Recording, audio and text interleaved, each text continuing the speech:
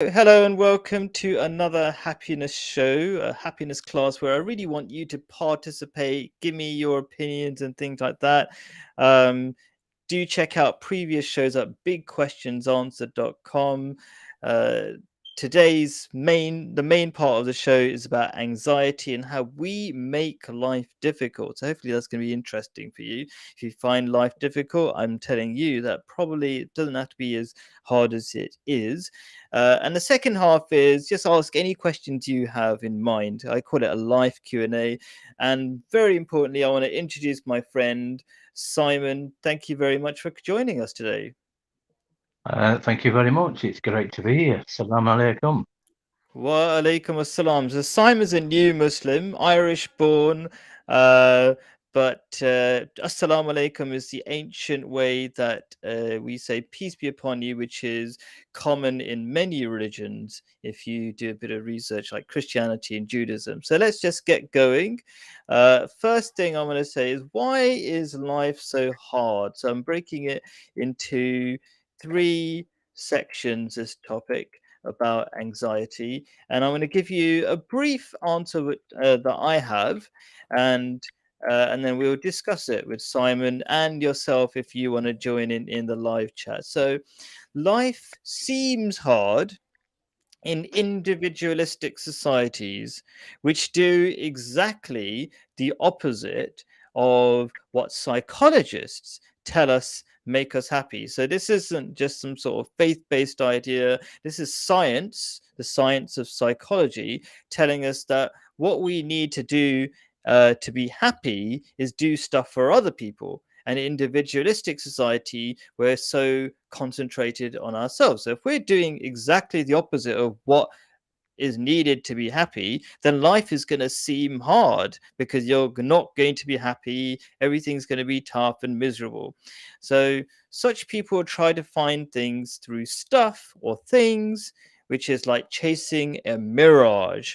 A mirage is, you see in the distance, like, you're thirsty and you think there's some water in the distance and you're chasing it. But by the time you reach the mirage, if you've ever seen a mirage, you never quite reach it because a mirage is always in the distance. So you'll never catch your happiness if you chase things that are materialistic.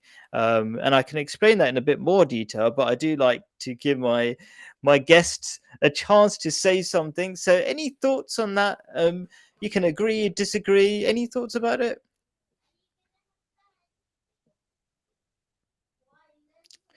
Oh, I can't hear you. Can you hear me? Your sound was there a minute ago. So I would explain a bit more.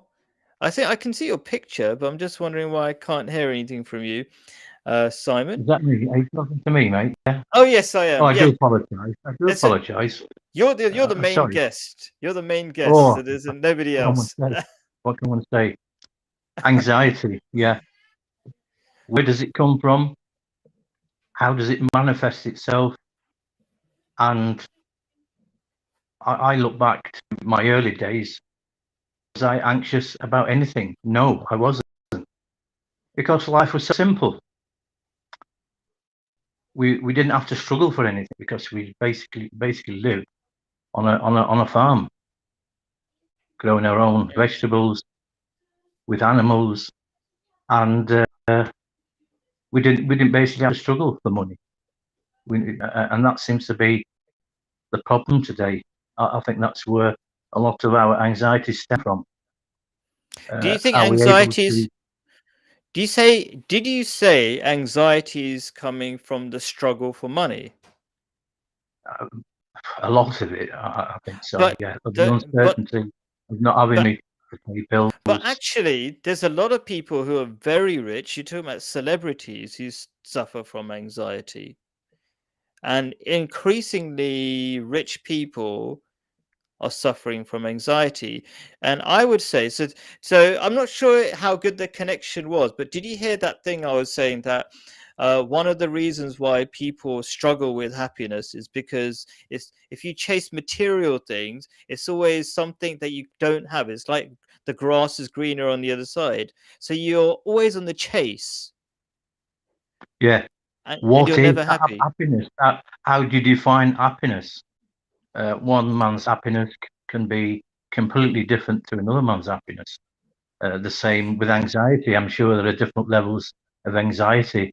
It's a question of how do we gauge it? How do we measure anxiety? And it's very difficult. Okay, yeah, it can be difficult to say give an exact number for happiness and things like that.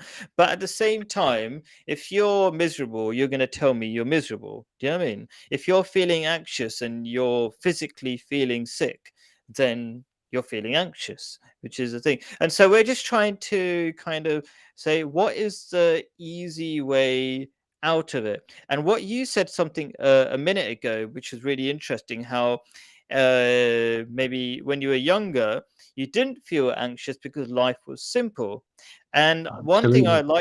one thing I like to tell people is that yes, in the West, there's increasing amounts of anxiety despite being richer. But there are many societies where people don't feel so anxious. And those societies, as I was trying to point out, are not the individualistic societies. They're the ones where they are, they care about each other, the community-based societies, I I agree. think. Look at the kibbutz in Israel. Look at the Amish communities. There are communities who live together, who have a strict code, and what they tend to do is get rid of all the unnecessary things that they don't need in their life, like technology, television, alcohol. Uh, they're living off the land, they're living with the animals.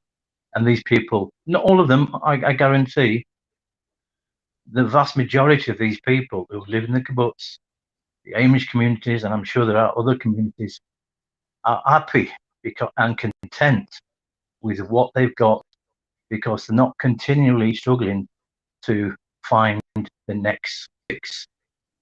My life is simple, it's uncomplicated, and I'm happy. I Yes. don't have much, So it, but I have the basics.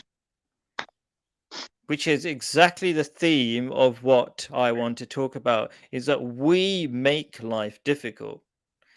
And I feel so many people are anxious and get upset over really small things is Yeah, because they not only want more and more things, they want more and more things from people. Like, I want this person to behave like this, then I'll be happy. If this person gives me a cross face, I'm going to be miserable.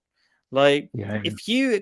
if you live in a community mindset, then you actually, what you do is you think, how can I serve people, not what can I get from people? And that's another problem in individualistic societies. What do you think? Well, you mentioned the word community. I actually live in a community like probably most people, but I wouldn't actually call it my community simply because I'm not close to these people. I've lived here 8 years in Brentford. I'm not close to anyone, although I do try to be close to people. For example, when I harvest my potatoes, tomatoes, etc., I've told you before, bro, I go and share them out to people. There's no intention of me wanting anything back, just to thank you. Or if you see me in the street, say hello, talk to me. But it doesn't happen. Not even Yeah. not even a Christmas card.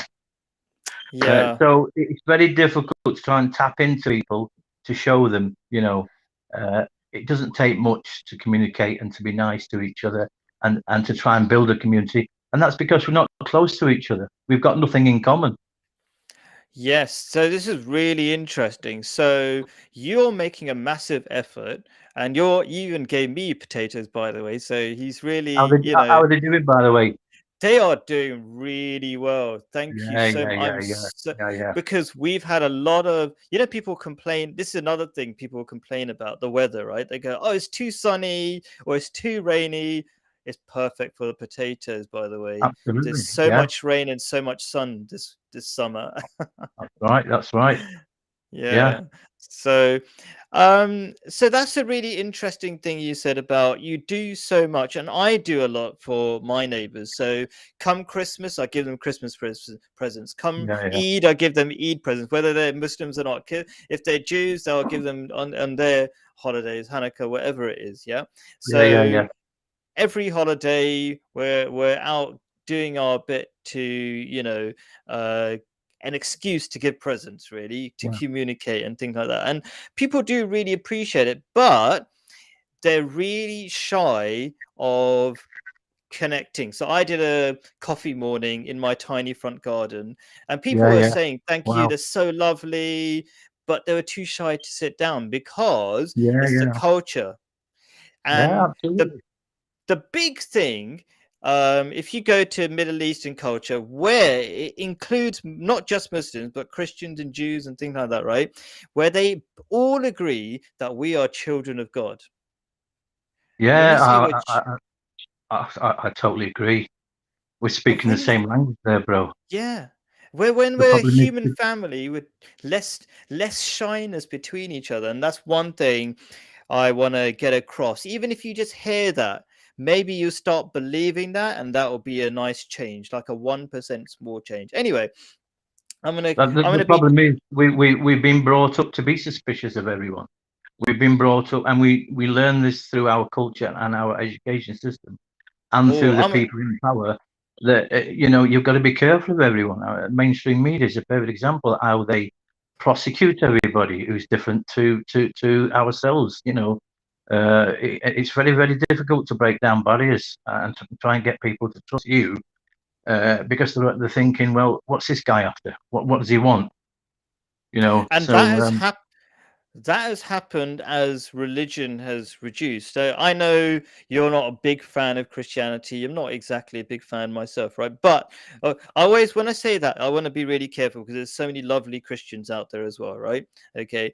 But as the number of churchgoers went down, that's when people felt more disconnected. So I'm a promoter of good original teachings of religion. So all of them, they say be neighborly, we're all brothers and sisters, stuff like that. So I think that's what's missing, and if we can just reverse that, because that bad stuff has happened over the last 50 years. If we can reverse that, but without bringing the incorrect behaviors like pedophile priests and stuff like that, but keep the good things, which is community, we could solve that problem. But anyway, let's move on to the next thing. I'm always rushing. Is there a just reliable go on, say just something? at the point about the Christians. Uh, as you know, we both go to Speaker's Corner and meet some amazing Christians, some Yes, wonderful people. It's not about the individual; it's about the theology that they follow. And as I say to myself, who am I to try and change anyone? I don't try to do that.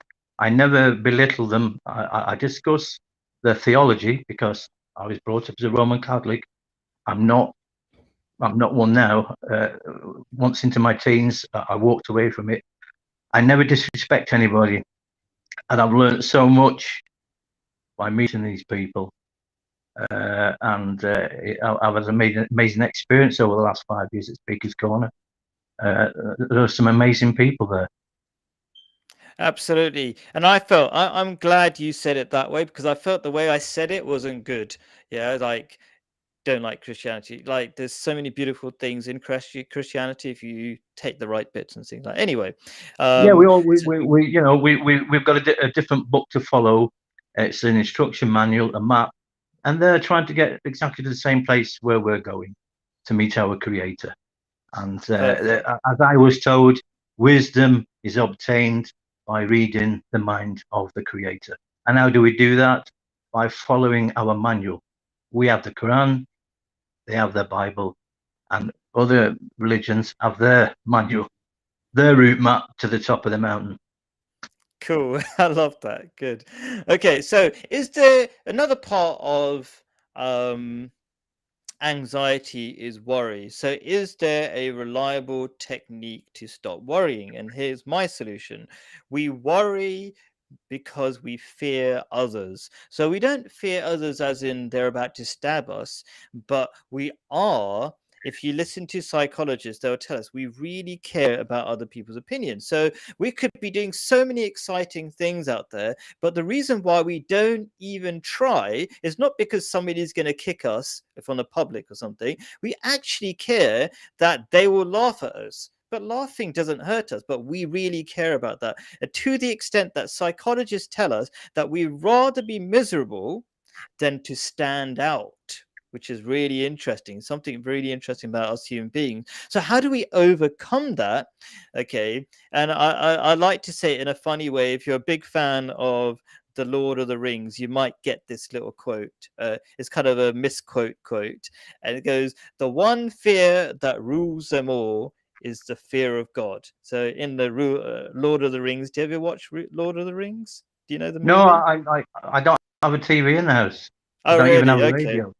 So just for the people who don't know, like yourself, there's a epic trilogy. I think it is 3 movies or so, or maybe more, and it's all based around this powerful ring. And I think it means something, but I'm not sure. And it says there's one ring to rule them all. But I'll tell you, there's one fear that rules them all, and that's the fear of God. Now, and it's also part of Christianity. The root of all wisdom comes from the fear of God. It's from the Bible, um, and that's also in Islam. So there's a lot of similarities between our religions. Of course, there are, because they all come from the same God. But when you fear God, that, what does it mean? So first of all, people think they have a really bad perception of God. That is, God's always ready to do something bad to you. But in the Quran, at least, it's every chapter of the Holy Quran begins with, "I am God, the most kind, so kind that I'll give you things even if you don't ask me." And the second thing God says in the beginning of every chapter of the Quran, of the 114 chapters, I think maybe it's 2 chapters that are one, but anyway, says, "If you do good things, I will give you even more. Like, if you work hard, I'll give you more." So that's the God that I'm talking about. So, but what kind of fear is it then? So there's two kinds of fear. There's fear of when you're with a person that, say, I'm friends with Simon. I fear being rude to Simon, not because Simon's going to kick me up or something. It's just that he won't like me as much. Okay, and there's a fear of love, loss of love. That's the main fear of people who are striving to better themselves. Okay, but then there is the other kind of fear, because the Quran and all religious teachings are for all kind of people, and they're also for the murderers, for example, and they need a different kind of fear, that they are going to get in trouble for doing something really bad. So that's just kind of to introduce God, because I think God has been really badly misrepresented in the modern age. So I just wanted to explain that. But when you fear God and you know God is always watching you, you don't think about, "Oh, the police going to watch me if I'm doing something bad."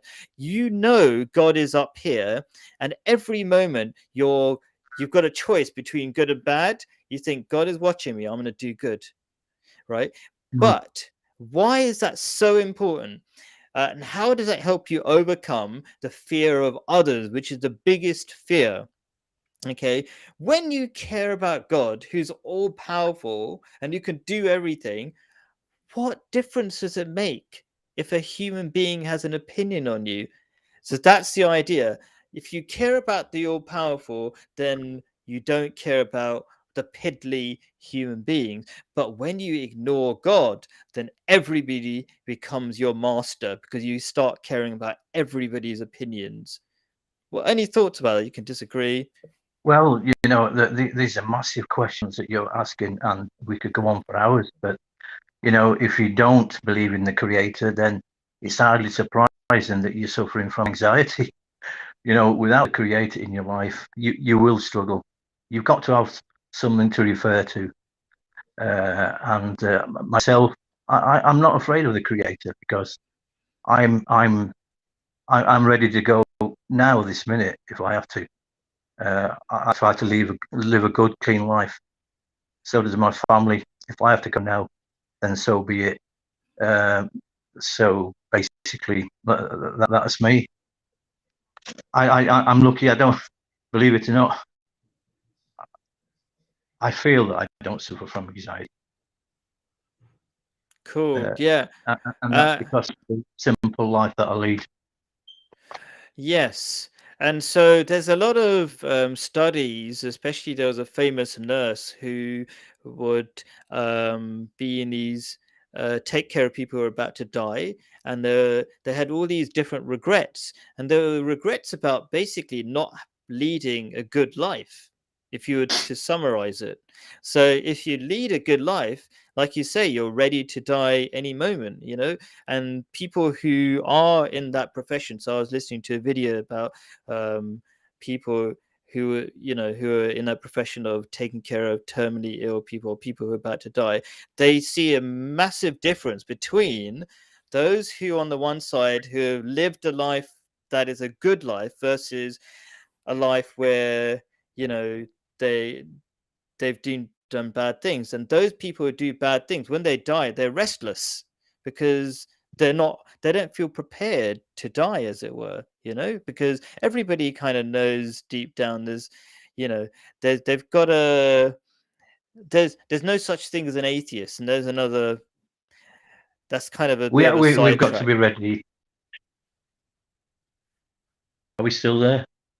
Oh yes, you're still there. Yes, what were you going to say Yeah. to finish that off? Yeah. I say I basically have a simple routine, and I stick to that routine, and I try to get all the things that I need to get done.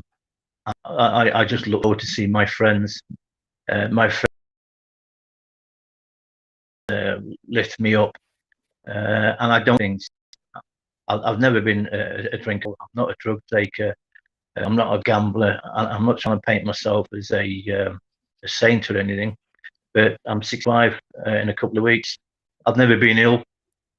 I'm still fit and strong. I've trained virtually every day of my life since I was 15. I still train every day, and I'm grateful to my creator for giving me this length of time. That's been wonderful. So It's it's your style of life as well.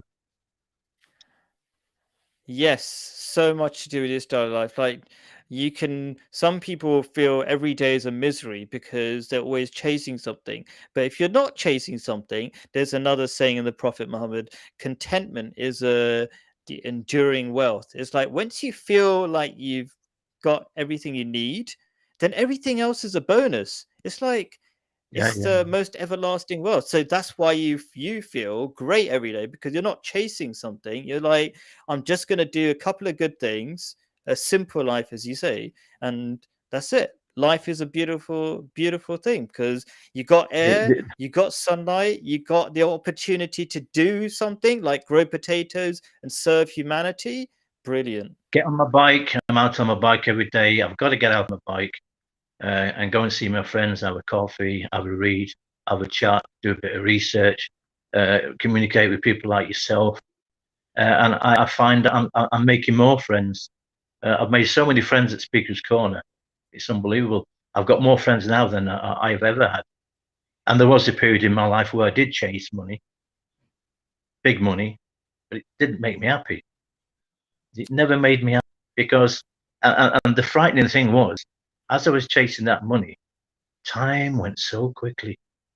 It was frightening, frightening. That is fascinating.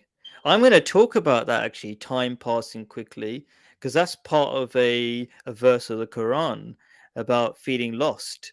That's going to Oh, come later. That's absolutely. going to be interesting. Yeah. Yeah. So, okay, how do we avoid regret? Okay, so that's another part of feeling anxious because you're feeling things are going wrong. And one thing I do really badly, and I'm going to say it now. First of all, please do join in the live chat. If I don't remind you, please just join in. The other thing is, there's loads of things I'm missing the details of, and one of them is the verses of the Quran that I'm basing my points on. So this doesn't have to be based on the Quran. Sometimes it can be the Bible. I do think all religions are connected, but I love to refer to the Quran mainly because it's the religion that accepts all other religions. So it's a very connected religion. It's very nice that way. So do check in the description, and I have lots of written answers for basically sort of summaries of everything I'm saying already. So I might miss out some things, and you can read them there. And do even if you missed the live show, comment and ask your questions or disagree, and then I can, have that conversation with you. Anyway, so here we go. How do you avoid regret? I want to talk about when you watch a movie or something, some TV program, whatever it is. A hero is not a person who's perfect. That will be a bland movie. What it is, what makes a hero really a hero, is somebody who falls and gets up, and then not just gets up for himself, but does something great for other people. Do you know what I mean? What do you think about that definition of a hero? Well, regret means basically you've made a mistake. Sometimes those mistakes can be massive. My only regret is I didn't listen to my father. He was such an intelligent guy, such an inspiration, and he wanted me to go one way. I decided to go another way. So yeah, that was massive for So me that's going to be and my family. interesting. So this is going to be really interesting, and I want to see if we can overcome that regret, possibly, right? Okay. And I feel there's two parts to it. First of all, the idea of what we should regret. Now, if you're a person who falls and gets up and falls and gets up and gets up not for the sake of making your own life better, but for making other people's life better, okay, then that is a definition for me of a hero. And that's something you should be proud of. And I'm going to quickly refer in the Holy Quran, it talks about, there's a verse of the Holy Quran, it says, I, that is God, honor the self accusing soul. So you have a conscience that accuses you of things that you do wrong. But God honors that person who, at that stage, is not just accusing themselves, but making an effort every day to work against that weakness of the human condition. So you're weak, you admit it, you're not perfect, but every day every time you make a mistake, you try to rectify it. That is what God values. If God values it, why can't we value it? I agree. Well, essentially, we are not God, and we are fallen. We do make mistakes because we are human. But here's the thing: I'm allowed to make mistakes because I'm only human. But also, I need to understand if it was a bad mistake that I made, I mustn't do it again. And my only mistake was moving away from my father's religion. It was frowned upon. So it was a massive thing. But But every your cloud has father's a silver religion, lining. but what your father's religion was Christianity, right? I'm trying to understand. Catholic, Irish, a devout So, Irish Catholic. so was that a mistake because you're a Muslim now? That's why I'm confused. No, it's for it's not it's not looked upon nicely if a child moves away from their religion, especially the Irish community. It's massive, the Irish community, Catholic. You only got Yeah. two choices: be a Catholic or a Protestant. I was never told there was a third option to be a Yeah, Muslim. but you said it was a regret. A regret means you feel like it was a mistake, but I'm not. Oh no, no, Forget other no, people. no, no, Oh, no. My okay. So I mistake was misunderstood. upsetting him, breaking his heart. Oh, I see. I see what you mean. Yeah, I get it now. yeah, Okay. yeah. Now, yeah. And there are some things you can't fix because he's gone now. Is he passed away, I imagine? Mm. Yeah, Mm. yeah. So I think this is in a few seconds my solution. You can tell me if it's any correct or not, right? But regret comes from not listening to your conscience when it tells you to fix them. So as long as you're fixing things, I think the sense of regret should go away. But am I wrong? You can disagree with me. Well, I have my son here who he's a different religion to me again, Yeah. but I'm not going to make the same mistake. I'm not going to fall out with my son because he thinks differently. And Hmm. I'm not going to pressurize him to be something He doesn't want to. It's completely up to him what he wants to think and who he wants to worship. So we will never fall out over religion because I've had that Mm. experience in the past. So I'm So making just up. I'm making up for what happened uh, all those years ago. beautiful. That's so good. And that's so much, that's in line with the Islamic teaching. There's no force in religion. It's a verse of the Holy Quran. That's That's beautiful. right. Absolutely. I mean, do you feel good about that? I'm sure you feel good about that. And doesn't that overcome some of the bad feeling that you had that happened between you and your dad? Well, we were very close. We were very, very Yeah. close, and it was Yeah. most unexpected. It was unexpected. I'm trying Hmm. to get rid of that picture that's on the wall. Oh, But okay. uh, Yeah. it, but still, it's still very, very difficult to get the Catholic boy, to get the Catholic out of the Catholic boy. You still have remnants of being a Catholic. There's a picture on the wall there that my Hmm. son, and that's a picture of Saint Sebastian, who was See. executed by the Romans for wanting to try to convert the Romans to Christianity. We both like to draw and paint, so no matter how you try to get rid of the Catholic religion completely out of your head, you can't completely get rid of it. It's Fascinating. you've still got remnants of it there. Like when I go to the National Gallery, I cannot go into the religious section at all, where the Catholic paintings are. I won't go in there. Wow. Wow. I That's won't go just in there. it's a different era that I can't understand because I've been brought up in an era where there's basically no religion. London hasn't had a religion for a long time. Christianity died a long time ago here. But anyway, how do we forgive? So this is a question from my postman.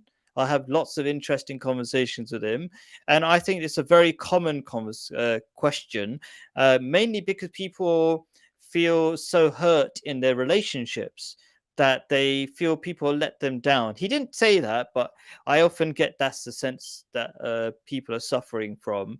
And so here's some thoughts about how do you forgive. So when you believe in God, then you do not depend on anyone, and so you're not hurt by people as much.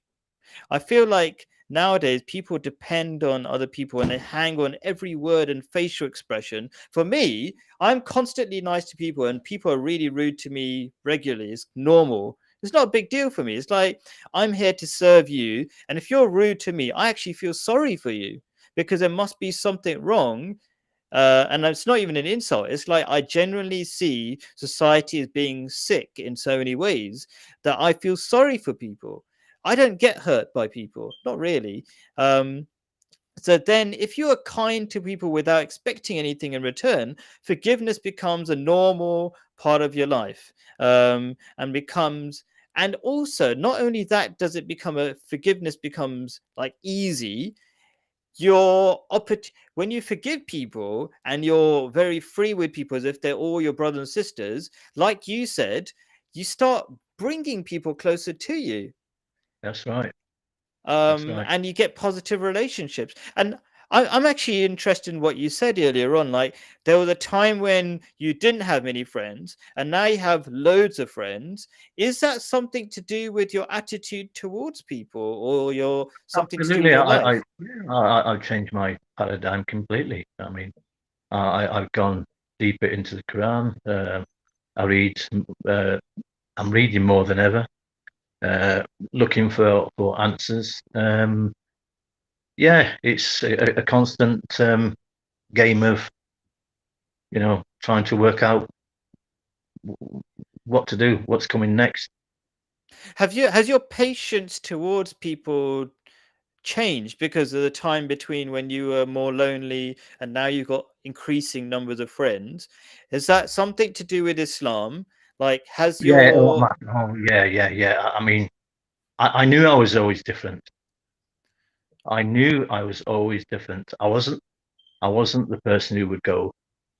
I mean, I used to play rugby a lot, but I was the sort of guy who I go and play, and I want to play the best that I could play.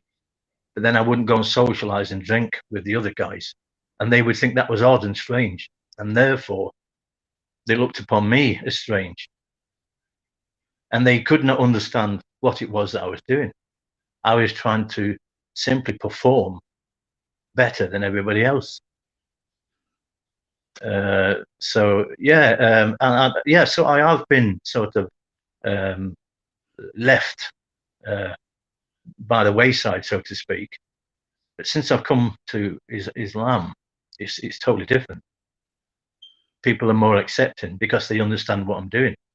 Because I don't drink, because I don't smoke, because I don't gamble, because I don't go nightclubbing, and many other things. They don't see me as strange. They see me as quite normal and healthy.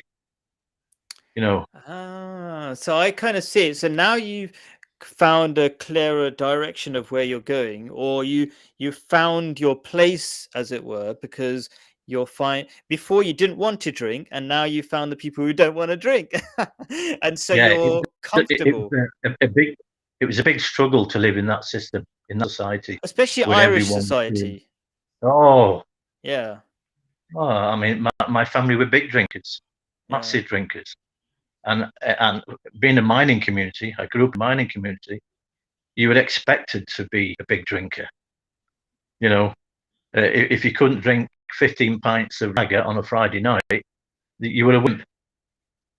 So you had all these external pressures put on you, you know, which people, unfortunately, it happens today still. You're expected to do those things. Do you think you're more able to forgive people now or not? Oh, I've always been a forgiver. Always been a forgiver. Because I'm still that little boy in the Catholic Church. Sure. Okay.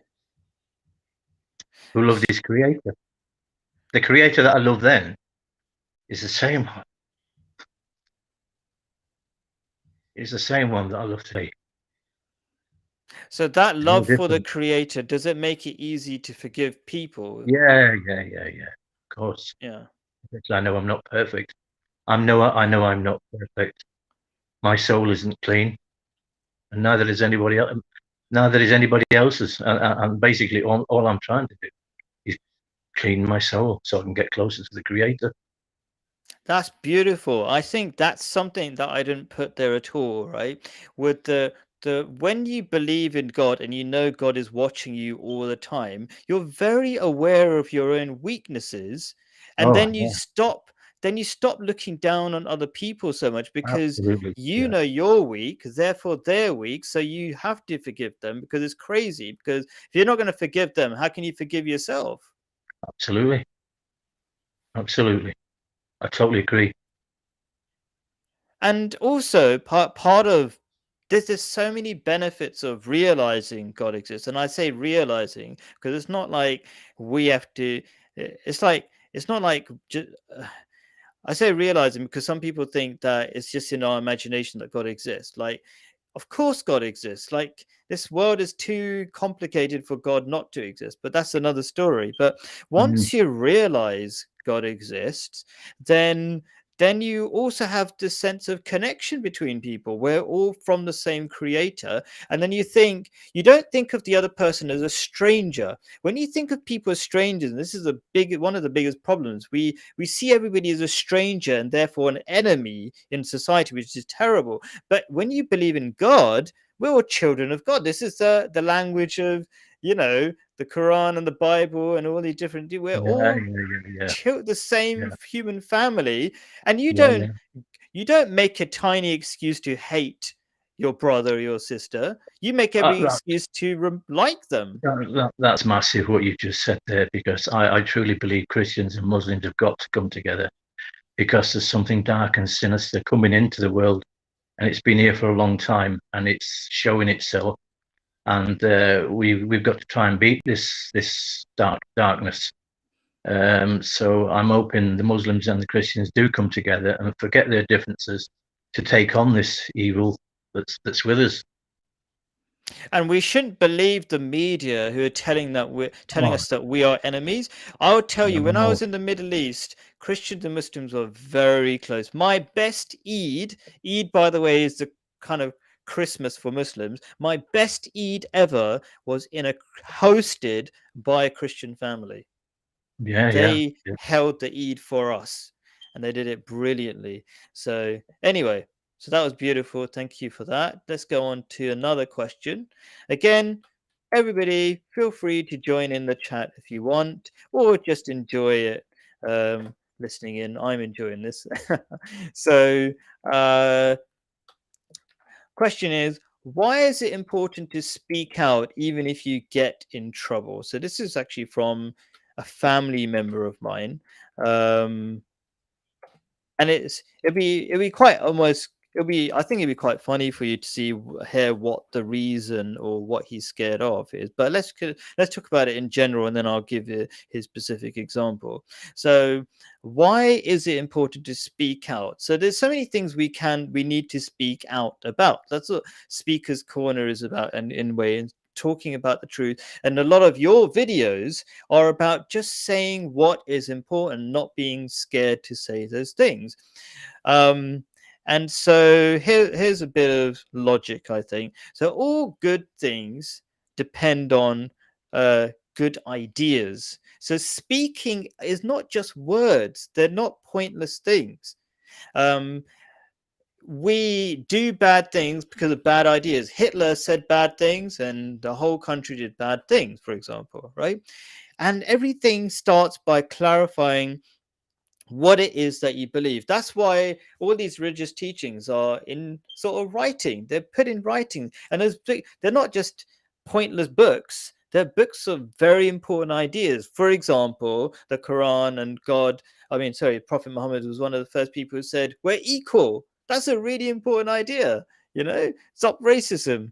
So anyway, so good, good, good deeds start with good ideas. So that's why one reason why words are very important.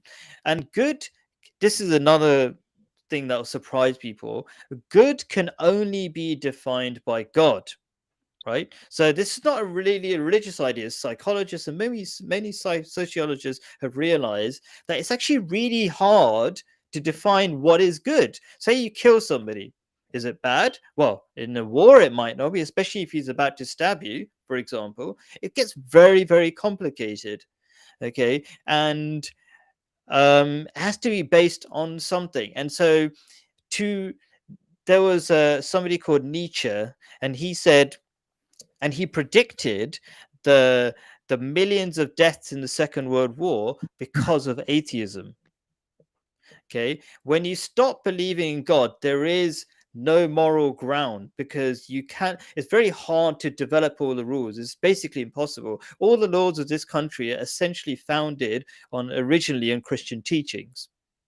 Yeah. So that's maybe I'm trying to explain it briefly, but it's basically impossible to define good without God. Okay.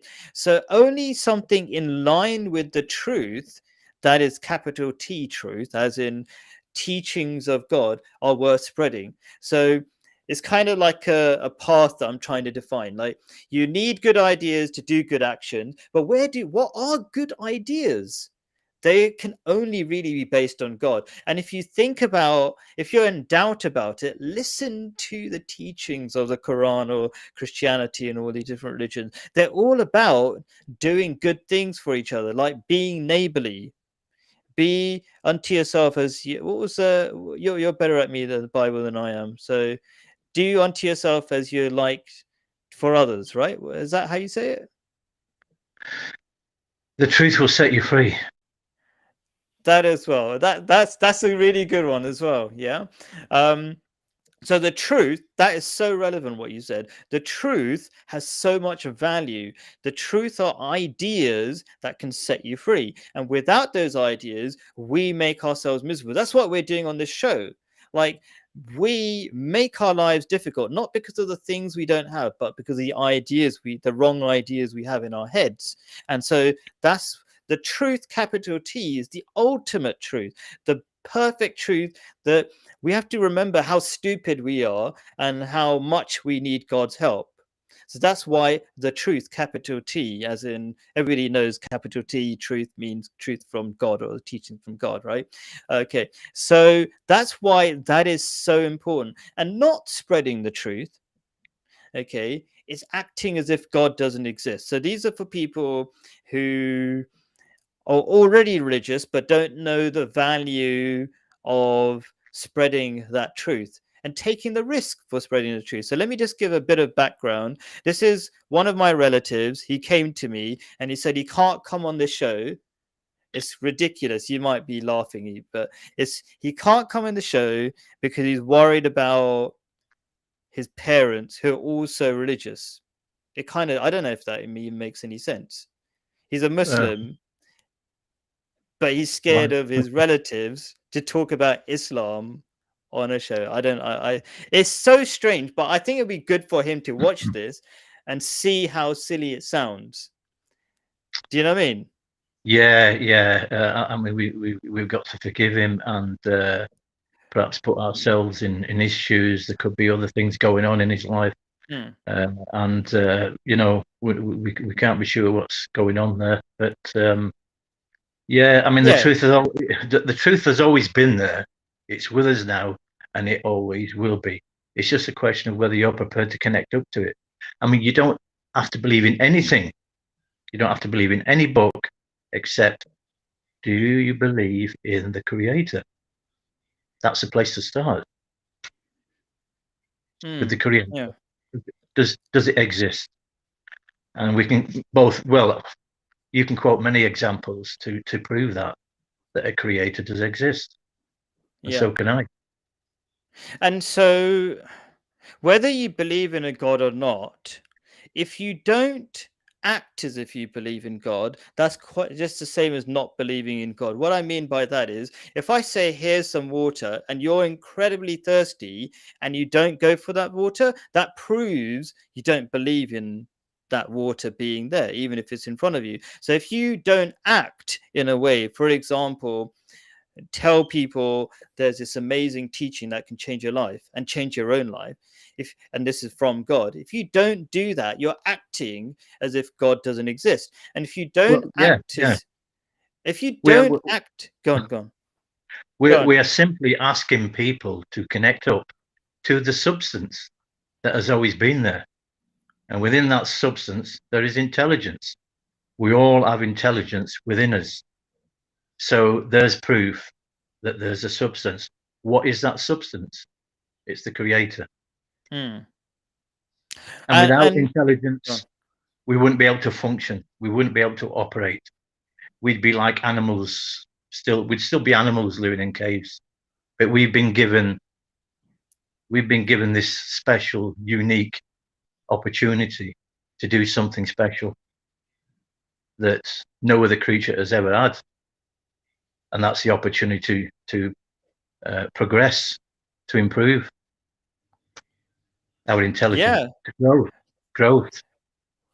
brilliant. And what is the source of that intelligence? God's Absolutely, teachings. absolutely, It's absolutely. so amazing, such an amazing opportunity that the rest of the animals don't get to partake in. So we should take that opportunity. Otherwise, we're not really living life. We're just going to work, and especially if you're fearful of things, you're not really living. And so the other thing I wanted to throw in, which is at the bottom of this kind of little bit of text that I put down there, is this idea: if you're not living as if God exists, then you're going to suffer from the same problem that atheists are suffering from today. Okay, and that is something in summarized called nihilism, which is this: nothing matters, everything is random, and it's very depressing. And psychologists have said that if you want to be happy, you have to have meaning in your life. So you cannot have nihilism, which is everything is random, and you add meaning at the same time. They are opposites, because meaning is basically a sort of pattern. It says this happens, therefore I should do this. But if everything is random, there is no pattern, there's no point, there's no nothing. So they Well, are opposite. if we think consciousness is random and it isn't connected to anything, then it's hardly surprising that people are atheists. Me personally, I don't believe there is such a thing as an atheist. A I number of agree. my close friends who told me that they were atheists, and I was with them right till the very end, asked me a very important question. Simon, do you really believe there's a God? I said, well, brother, you're about to find out. So I think it's time you made your peace with your creator. And they did. Wow. 100%. And they've actually done a scientific experiment to prove, like I briefly mentioned it, but now you reminded me, they've actually done a scientific experiment to prove there's no such thing as an atheist, because they asked atheists, they connected atheists to some wires that measured their, stress levels. And they asked the atheists to say something bad about God, or tell God to do bad things to somebody they loved, and their stress levels went up. Why would that happen if they didn't Well, believe in God? we know a number of atheists at Speaker's Corner, and Yeah, they believe they're atheists. And we were talking to an atheist at the weekend, lovely person, Lester. yeah, And I asked him a question, and it was amazing that he went to the Bible to make a reference in relation to a miracle. We were asking him, what is his definition of a miracle? And he went straight to Jesus walking on the water. So subconsciously, it's there. This mm. desire to want to be connected to the Creator, but there's some seed of doubt there in their mind that they just cannot connect with. They need something. They need some experience or some sign from somewhere. Like I've had in my life, I've had a number of signs to say, "Hey, this is the way you should be going." But can you read those signs? Are you able to read the signs? Yeah, it's so hilarious. I mean, I remember I had a student who he knew I was religious, so he liked to be rude about God in my lessons. Then I said to him, everybody gets signs that God exists. Every God gives everybody a chance. Okay. And he said, you know what? I admit it. And then after that, because he told me of a sign, he's only a kid. The Duke of Edinburgh Award.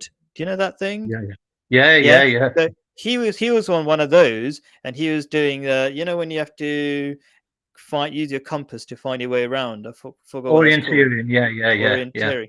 So he was lost, and he's only a yeah, kid, and he was in the yeah. middle of a forest. And being a kid, he was really scared. And he said, "This is what he told me." And he considered himself an atheist. He said, um, "I don't know who you are, God, which you're God of Buddha, God of Christianity, God of Islam, but can you help me?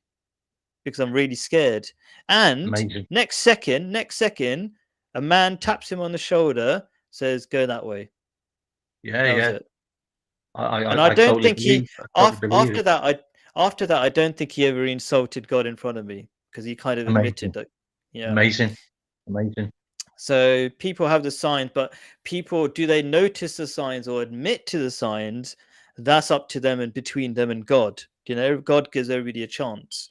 So anyway, last thing, another question. What is an ideal Islamic society? So this is an important Oh, question, in for the reason, whether you're a Muslim or not. It's like, I would say I invite people to Islam because I see a beautiful future through it. But what is that beautiful future? And I think is worth defining.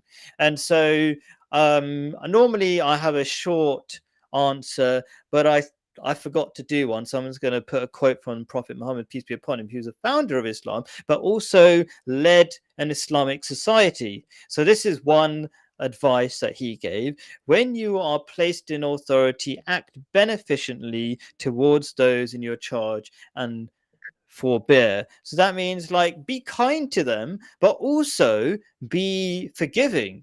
Don't be all out to attack people. And so that would be very different to most people's idea of an Islamic society. One, um, within that beneficence, there's a lot of important things that people don't realize. So one is that at the time of Prophet Muhammad, when he first became a leader of the first city, Islamic city, in that city there were people of different religions. Jews, Christians, and Muslims, and pagans. And for each of them, this was something you would never hear anywhere. I've never heard this before. He would actually have different rules according to their choosing. So normally in a country, there's one law for everybody, right? But in this city, he was so kind. He said, I know you're Jewish. Forget my religious teachings, even though he's a founder of a religion. He said, forget my teachings, your teachings. Let's go by that. So if you did a crime or you have an argument with a fellow Jew, let's go by your laws. Well, that's beneficent if there was anything. And I've never heard. Have you ever heard of something like that before? Where there's a No. country with more than one law and a law according to your liking? Wow. And then on top of that, forbearance. He was always ready to forgive.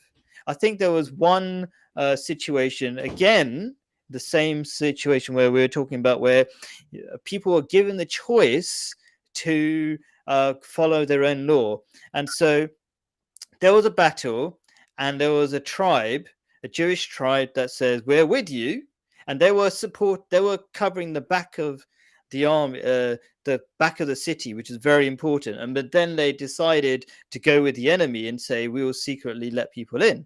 So at the end of the battle, it had to be dealt with. And the Prophet of Islam was desperate to be kind to them, even though that move by that particular Jewish tribe, and I'm not against Jews at all. I love Jews, by the way. This is not like an anti-Jewish statement at all.